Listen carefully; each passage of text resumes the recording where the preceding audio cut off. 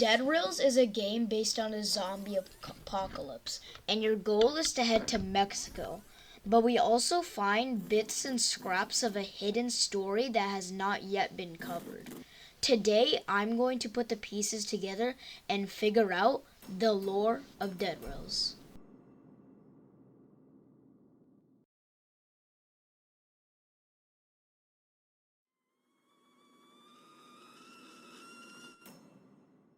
On August 6, 1895, Nikola Tesla, a scientist, receives a message on a telegraph from Washington, D.C., saying that they will provide funds of money for him to make a bioweapon for the military. And he has a year to do it, and it's supposed to mimic the effects of a disease called yellow fever. After a while, Nikola Tesla managed to finish the prototype of the bioweapon earlier than he was told to. The people who send the last telegraph sends another one on January 2nd, 1896, thanking him for finishing it. It was earlier than expected. They asked an order of 100 barrels of the prototype. They called the prototype Agent 15. We don't know when this happened, but Nikola Tesla and his workers were exposed without protection to the bioweapon, which is very harmful. The workers were turned into zombies, but before Nikola Tesla got infected, he removed his brain from his head and put in a jar so he would survive. Before he got his brain removed, he left a note in the lab to have his brain taken to the top scientists so that they can rebuild him and effectively revive him. We know that the location of this lab was at the Tesla lab. We see it as abandoned, but it was a laboratory. His workers we see are zombies when you flick the lever. We can guess they're experimenting on werewolves since there was werewolf body parts around the area. But the real purpose in the game is to build Nikola Tesla.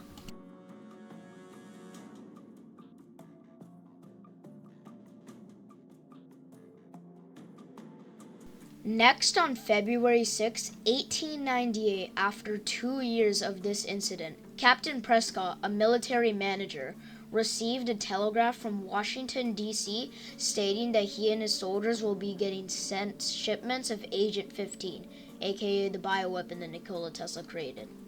He was ordered to keep the barrels of it safe for 2 days before someone picks them up and delivers them to the USS Maine. Then, on February 16, 1898, Captain Prescott received another telegraph with an urgent order telling him to burn and get rid of all telegraphs or notes that mention anything of Agent 15 or USS Maine. They maybe asked him to burn it because it was considered illegal of what they were doing, or they were ending the project because of weird effects. Then a final telegraph that we know of came to Captain Prescott saying he is ordered to follow the chain of commands or be considered a traitor and deserter.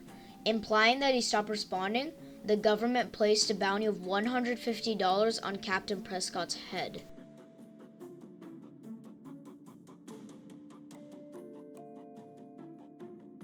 On June 21st, 1899, a virus began spreading through the United States. It started as a similar form of influenza, but quickly turned into something way bigger.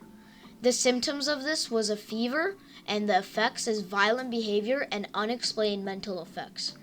This virus apparently was only effective against humans. A day later, on June 22nd, 1899, dozens of towns throughout San Antonio report mass looting in them. This looting was mostly because of the panic and lack of supplies for the virus. The last telegraph about the virus was on June 25th, 1899. It's been 4 days since the virus, now called the zombie plague, which has been spreading all across the nation at a rapid pace. Due to the unknown effects of the virus, President McKinley orders the martial law to regain control and handle this. Now, we know that only a few groups of people were affected by this virus, like Nikola Tesla's workplace and Captain Prescott's soldiers. But how did it spread across the entire nation in a matter of 1 day? Remember the USS Maine? The USS Maine is a Navy battleship that sank because of its internal gunpowder storage exploded because of a coal fire.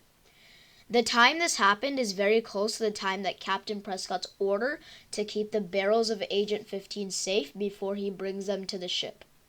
So idea is when the Agent 15 they already had on the ship exploded with the ship and spread across the sea and affected the air, water, and fish that humans eat and drink. And then the outbreak started spreading as more people either touched or came in contact with those things.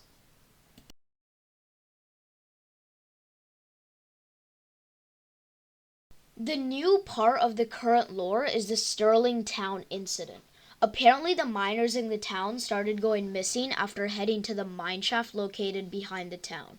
This was probably because of the zombies attacking and either killing or affecting them. The amount of miners going missing got so bad that the mines were blocked off so no more casualties could happen. The town leadership urged people to leave Sterling because of the safety problem and the risk of getting affected.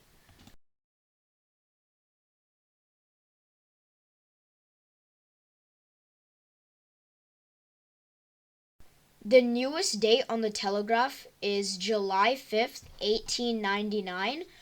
2 weeks after the outbreak happened, the government officials announced that the Mexican scientists have made a cure for the zombie plague. They urged all survivors to travel to the capital of Mexico to receive it. Now, if you do beat Dead Rails, you get to the Mexican border, not the capital, so there's probably more to come. And this is where the player comes in, starting in a small town in America and setting off on their journey in the train to Mexico to find the cure.